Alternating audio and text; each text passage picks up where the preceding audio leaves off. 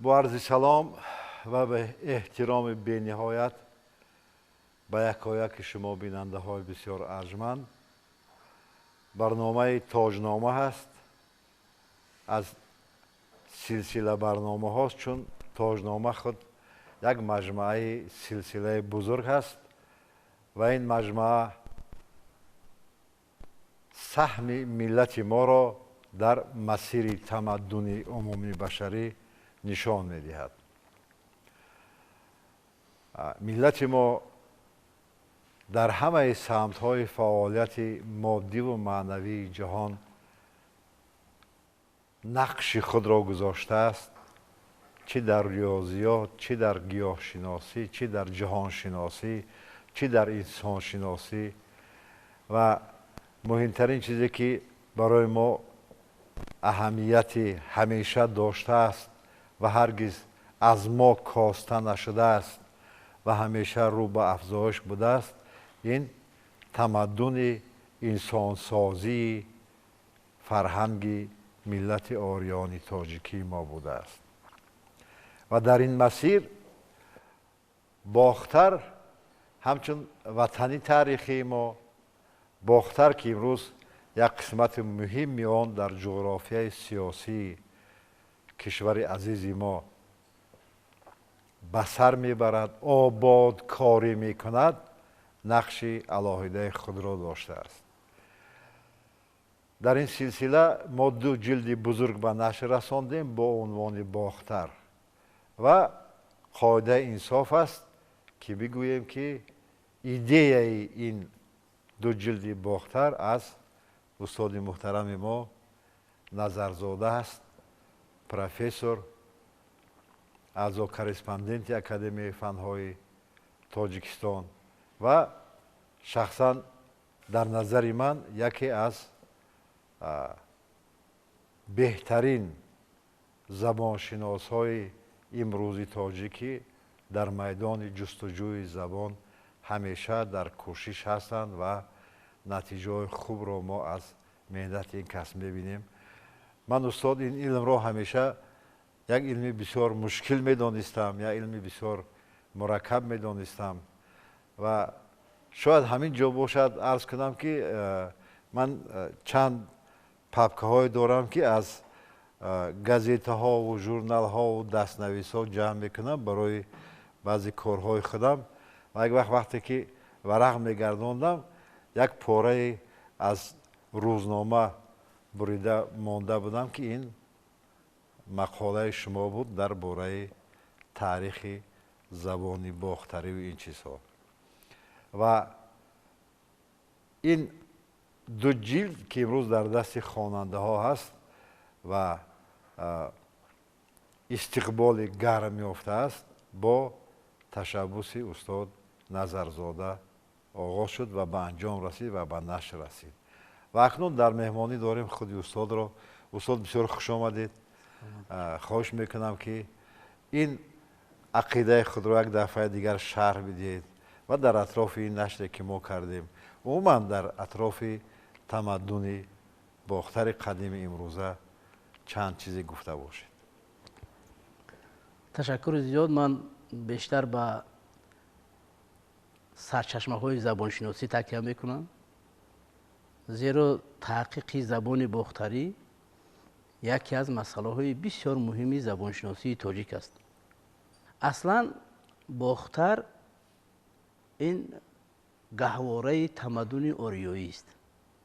تمام محققان در این باره هم فکرند، ولی با سبب‌ها و عامل‌های گوناگون تاریخی این سرزمین یک پارچه باقی نماند و دولت‌های گوناگون تقسیم شد و در نتیجه این ترک‌تازی‌های خیلی زیادی که در این منطقه صورت گرفت، آثار باقی مانده زبان باختری از بین رفت.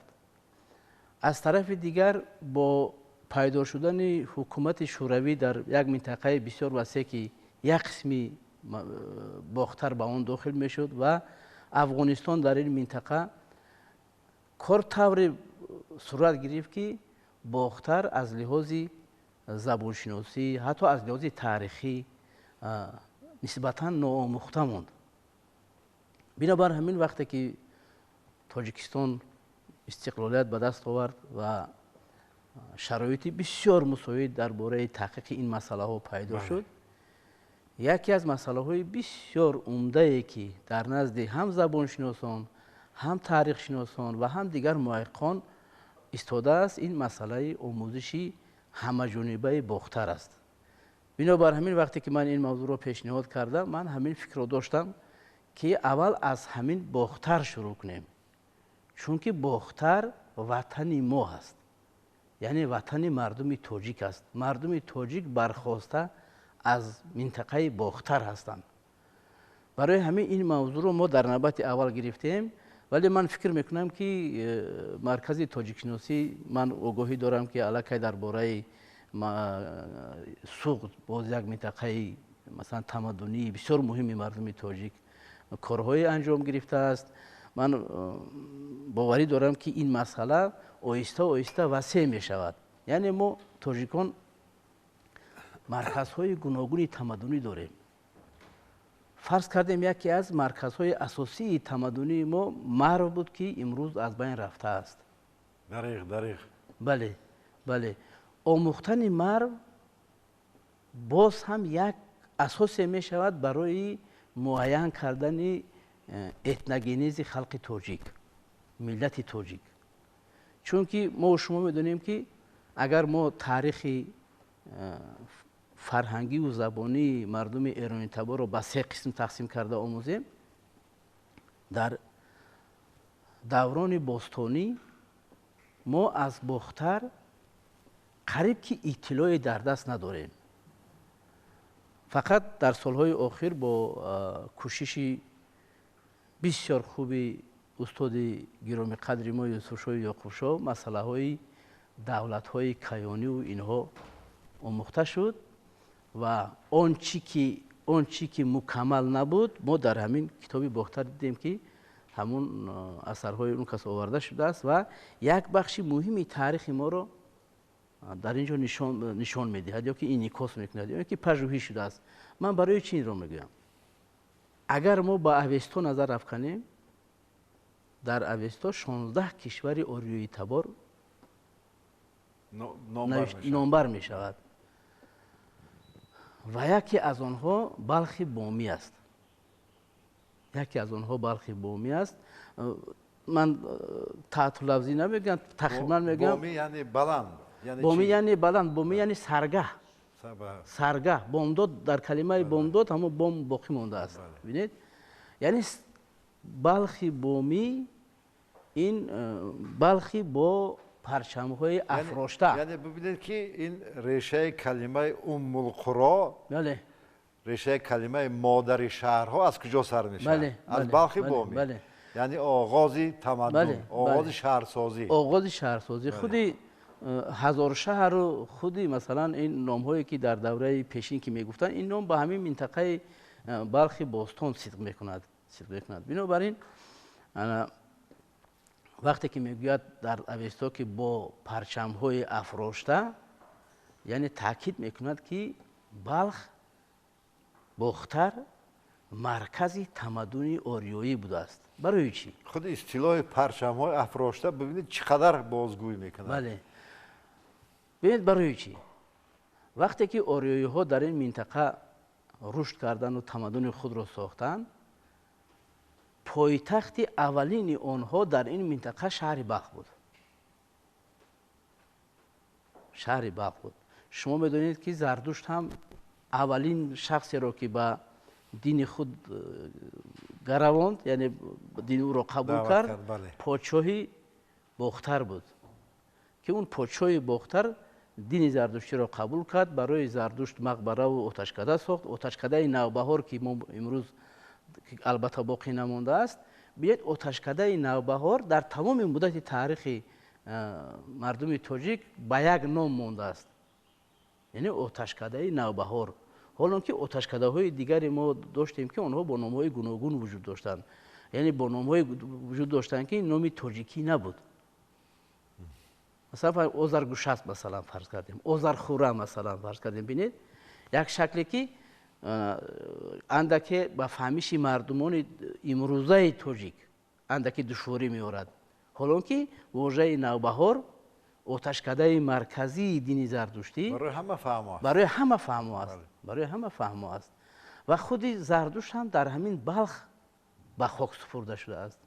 мо шумо медонем ки зардушт аз тарафи турониҳо дар ҳамин балх дар ҳамон наздикии оташкада дар назди зинапояи оташкадаи навбаҳор кушта шудааст ва дафн шудааст дар ҳамин ҷо. ва он чи ки мо имрӯз гули сурх гуфта ҷашн мегирем дар афғонистону дар чӣ, ин ҳамон овози таърихе ҳаст ки аз зардушт меояд. яъне бибинед мо ҳамон ҷойгоҳи муқаддаси мардуми тоҷикро ба як тавре нигоҳ доштем. имрӯз ҳарчанд мегӯянд ки унҷа мӯи сари ҳазрати алӣ ҳаст ё гапҳои дигар, лекин гап дар дигар ҷо ҳаст. шумо медонед ки мардуми тоҷик барои нигоҳ доштани ҷойҳои бисёр муқаддаси худ ба ҳар роҳ яъне табдили ном мекарданд, табдили қисса мекарданд. бинед як бисёр як гапи аҷиб аст. вақте ки арабҳо омаданд ва шерозро гирифтанд, аввалин коре карданд, хостанд ки мақбараи куруши кабирро оташ зананд. оварданд ҳезуми бисёр, чанд рӯз онро сӯзонданд, ҳеҷ ки мақбараи куруши кабир насӯхт. баъд аз мардуми ҳамон маҳал пурсиданд ки ин чӣ гап аст, ин чӣ ҳаст, барои чӣ ин вайрон намешавад? баъд яке гуфта бошад ки ин мақбараи модари ҳазрати сулаймон аст. вақте ки ин суханро арабҳо мешунаванд, даст аз ин кор бармедоранд. бинед бисёр як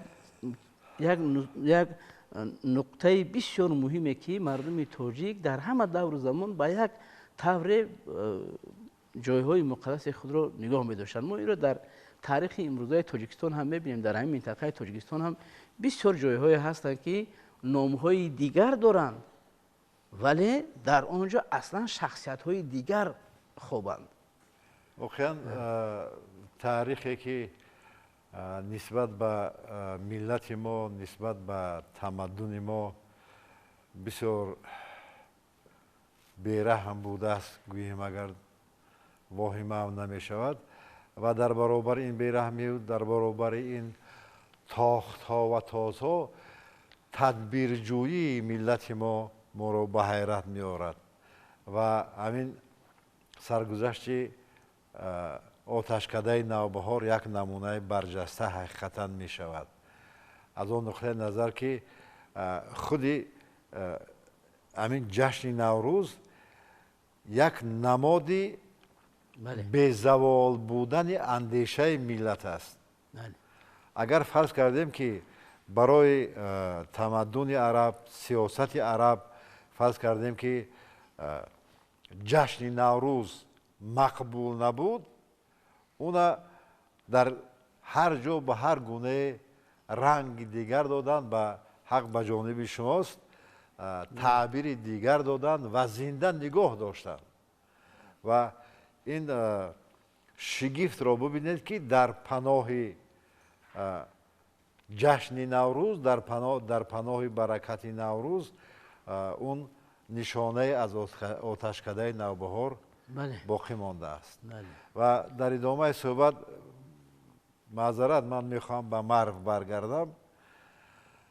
дар мундаиш мегӯяд ки марви биҳиштосо мегӯяд.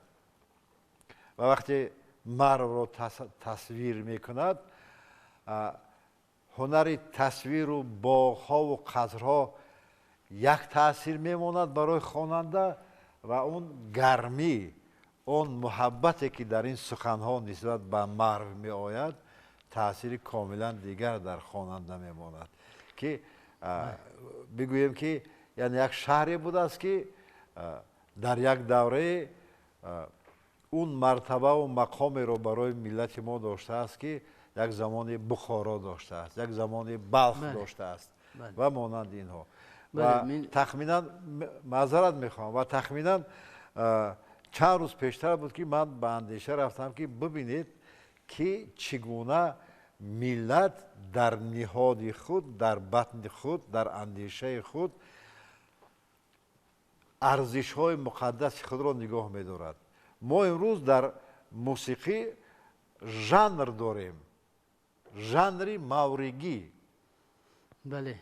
شنونده شما بدونید که همین ژانر مورگی از کجا پیدا شده است؟ این شما شرح میدید، ولی من فکر خود ما بگم. ملت به هر گونه که نباشد ارزش های مقدس خود را نگاه داشته میتواند. بگذار تنها با نامش، بگذار در این موسیقی شاید چند ضربه از موسیقی های مرد باستان باشد. مرحمت کنید. بسیار خوب گفته. در موضوع مرو یک تاریخ خیلی مهمی دارد در سرنوشت مردم تاجیک. پیش از همه مرو یک منطقه بسیار وسیع هست که مثل باختر در همین تاریخ تمدن سازی مردم تاجیک نقش بسیار مهم داشت.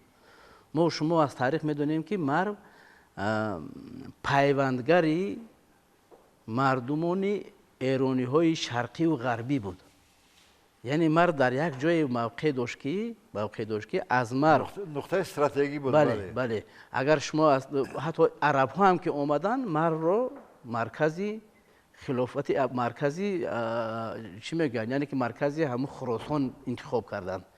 و میتونید که در دوره سلجوقی مرو پایتخت سلجوقی ها بود و از آن جمله مرو رو در دوران هجوم مغول 2 دفعه خراب کردن.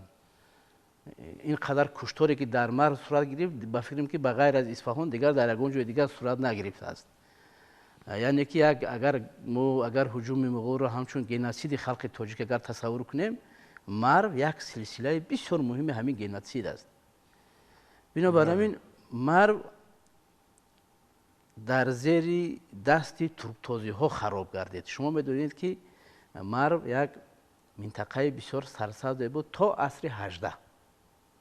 تا عصر 18 این منطقه سرسبز بود و وقتی که امیران بخارا به اینجا هجوم کردند، من اگر خطا نکنم شاه مراد بی به مرو هجوم کرد، سربند مرو رو خراب کرد، مردم مرو رو به بخارا کوچانید و همین آهنگ یا که ژانر مروگی که شما میگید، این همون ژانر یا که همون چی میگن قصه شوربختی مردم مرو است که در بخارا سرویدند.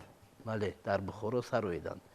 چون که همین که درغوت یا که بند مرو بیرون شد، شهر خراب گردید، مناسبت بین تاجیکان بخارا و سمرقند این طرف یک طرف و تاجیکان هرات و این منطقه از همون دوره کنده شد. از همون دوره اگر ما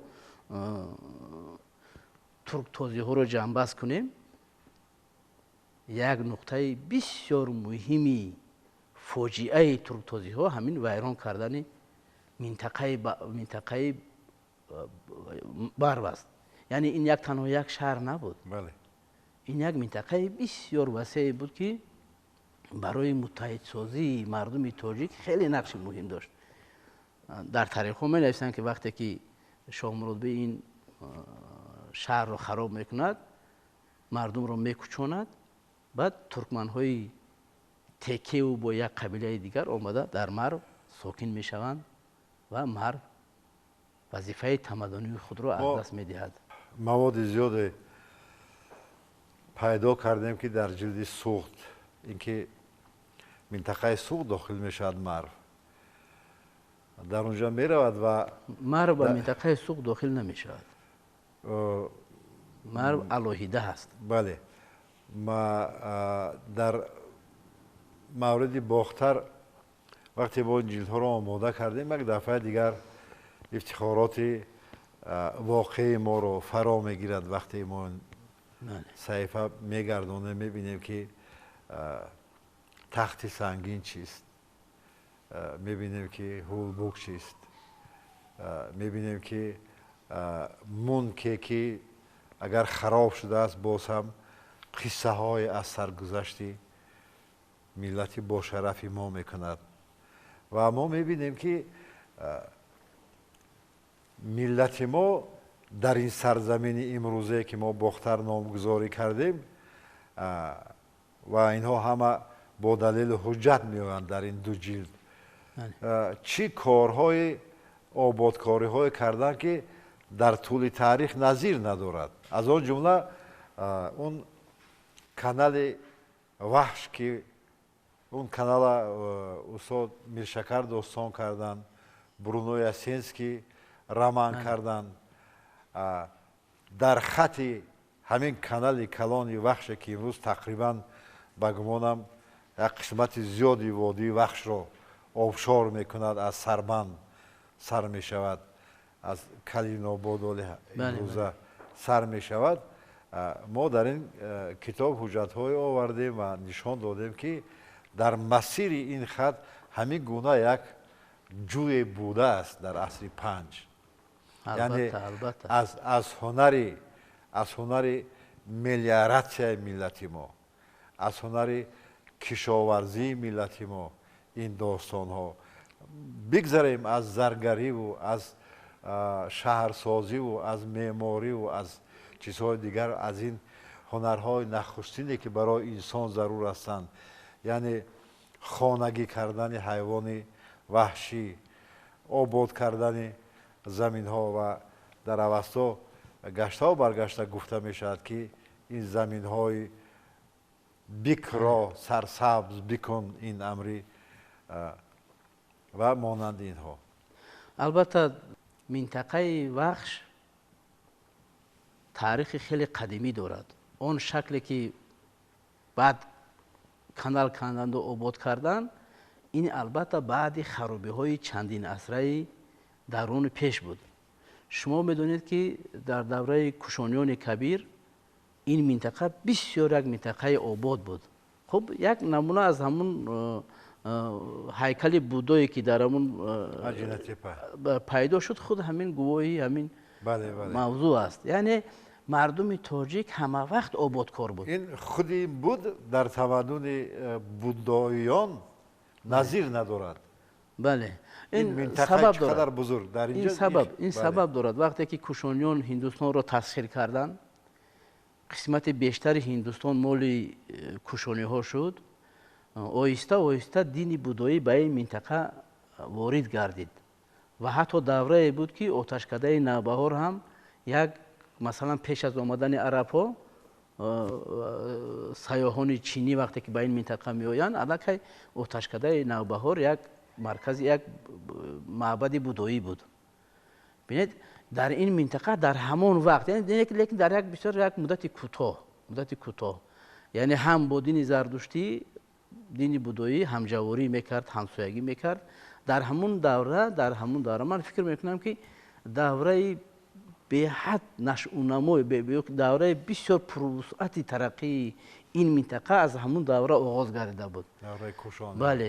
бале арабҳо ки омаданд, мутаассифона арабҳо пеш аз ҳама ҳамчун истилогар омаданд ва дар инҷо суҳбате ҳам шуд дар бораи авестову дар бораи искандари мақдунӣ ҳам ҳамчун истилогар омада буд. мо бояд инро ҳеҷ вақт фаромӯш накунем. истилогар истило мекунад, ғорат мекунад, нобуд мекунад ва дар чӣ мегӯянд дар харобаҳои як тамаддуни дигар месозад. бинед мисол агар мо ба сарчашмаҳои дини зардуштӣ нигарем, искандарро ҳамчун искандари гуҷастак ном мегиранд, дигар ном намегиранд. харобкор яъне барои ҳамин арабҳо ҳам ки омаданд, онҳо аввал хароб карданд. онҳо аввал ҳамаро сӯзонданд, китобҳоро сӯзонданд, аввал харобкорӣ карданд. баъди 100-150 соли истилои арабҳо баъд мардуми тоҷик оҳиста боз ҷон гирифту боз аз таърих шумо медонед ки барои ҳамин вақте ки ин минтақаҳо дар ҳолати оромишу осудагӣ қарор доштанд, ҳатман зуд обод мегардид. ва ин ҳам ҳамин даврони шӯравӣ ки шумо номбар кардед, ҳамин канали каҷи, ин канал дар таърих ҷо дошт, дар таърихи пешини мо вуҷуд дошт. нишонаҳош имрӯз ҳам ҳаст. барои ҳамин ӯро аз нав ба шакли дигаре барқарор карданд ки инам ҳам як намуди آبادی همین منطقه است. سرگذشت پیچیده ملت ما در این زمان سرگذشت با شرف است. اصلا ملت آبادگر همیشه بوده است، بله. همیشه سبزکار بوده است. این قصه آخر ندارند. بله. قصه هستند که ما باید گشته و برگشته به یاد بیاریم. ما وقتی به یاد میاریم در جامعه امروزه جهانی موقع خود را اول که روشن میکنیم، بعد از آن که روشن شد مستحکم می شود. موقع ملت تاجیک، موقع سیاست تاجیکستان صاحب استقلال در جهان امروزه سیاست پرماجرا و پر دارو گرفت. من یک دو سخن میگویم که همین چی میگن انجام همین صحبت باشد. یکم که محققان روس با چند کسی این گپ نسبت داده می شود، اندری فوشیشوف و دیگران میگویند که مردم تاجیک مثل مرغ سمندر است. بله بله. مردم تاجیک مثل مرغ سمندر است. همین که از آتش که رها شد زود بال میکشاید زود، یعنی که پرواز این نمونه که امروز ما زندگی داریم، دولتی که ما داریم، این همون نمونه هست که ما از نو تمدن خود را احیا کرده ایستادیم، از نو تاریخ خود را با عالمیان شناسانده ایستادیم و فکر میکنم که شناساندن تاریخ همین جای گرفتن مردم ما در تمدن جهانی است. بله. از طرف دیگر در موضوع باختر من خواستم درباره زبان باختری و زبان تاجیکی اندکی صحبت داشته باشم. برای چی؟ برای که خود همین کلمه تاجیک یا که واژه تاجیک مثلا در سرچشمه ها اندک است، مخصوصا پیش از اصطلاح عرب. بله. ولی همین اندک هم از همه بسیار در زبان باختری است. ببینید از نمونه های قریب 200 نمونه که از زبان باختری میانه با ما مونده است، قریب در 200 نمونه که واژه تاجیک می آید. نه 200 نمونه که از زبان باختری باقی مونده است. یعنی این شرطنامه هست، بله. سنگ نوشته ها است، دیوار نگار است. تاجیک رو میبینید. ولی واژه تاجیک رو همچون قوم، همچون زبان، همچون قریب که در یک 30 نمونه زبان باختری میبینیم. مثلا در زبان سعودی همگی در یک جا استفاده می شود که یک مکتوبی دیوشتی است که در اونجا گویا که میگویند که تاجیک رو همچون عرب لیفشیس اینا تفسیر کرده است. من فکر میکنم که این غلط است، این اشتباه است، این باید تحقیق جدی میخواد. لیکن در زبان باختری از همه زیاد نمونه های با استفاده واژه تاجیک باقی مونده است. این همون اثبات صحبتی هست که زبان باختری این زبانی پیش از زبان تاجیکی ما است. یعنی زبان باختری است که به زبان تاجیکی تبدیل یافته است. ببینید قریب که عیناً در زبان تاجیکی دیده می شود، مثل شه، مه، ببینید یعنی هزاران کلمه، شاهنشاه مثلا عیناً از دوره کوشانیان کبیر به این طرف در زبان باختری وام میخورد و در زبان تاجیکی هم عیناً همین دیده می شود. برای همین این تحقیق مسئله باختر مسئله جدی هست. من فکر میکنم که اگر اون چی که ما تیار کردیم و آماده کردیم، چاپ کردیم، این قریب که مجموعه مقاله های متخصصان گوناگون است. اگر ما در نوبت دیگر، در نوبت دوم به تحقیق علمی همین مسئله مشغول شویم و همین گفته های بزرگان را جمع بست کنیم، از نقطه نظری یا که از دیدگاه نو اون را تحلیل کنیم، این برای شناساندن تاریخ خلق تاجیک، برای عموما تربیه مردم تاجیک در روحیه وطن دوستی خیلی اهمیتی کلان دارد. این صحبت آغاز دارد، انجام ندارد، چون که صحبت عشق ما هست. صحبت عشق تپنده و سوزنده و جوشنده ما با وطن عزیز ما هست. من برای این صحبت گرمتان به شما عرض تشکر میکنم. برای بیننده ها عرض میکنم که ما برای شما فیض و برکت، امن و امنیت، خوشبختی فراوان آرزو داریم و آرزو داریم که ادامه این سلسله برنامه رو همراه ببینیم و این صحبت ما بود با اعضا کارسپاندنت اکادمی فنهای تاجیکستان پروفسور نظرزاده سیفالدین استاد ارجمند، استادی که ما شخصا من همیشه آرزو دارم که در این جستجوهای زبانشناسیتان شما و شاگردانتان، خصوصا در این شب روز که ما در قسمت آواشناسی فنتیکای امروزه مردمان جنجال‌های بسیار میشنویم، ما در بین مردم میگردیم میشنویم.